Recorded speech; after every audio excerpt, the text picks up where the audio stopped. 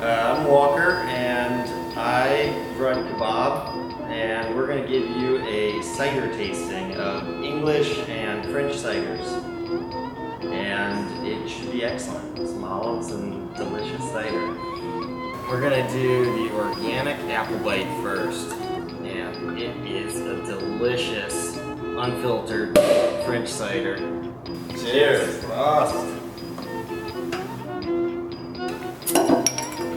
Taste a very, very strong difference, and it is, well, you guys will just find out. It's really old apples. They're very much cider apples, not juice apples. Cheers. Cheers.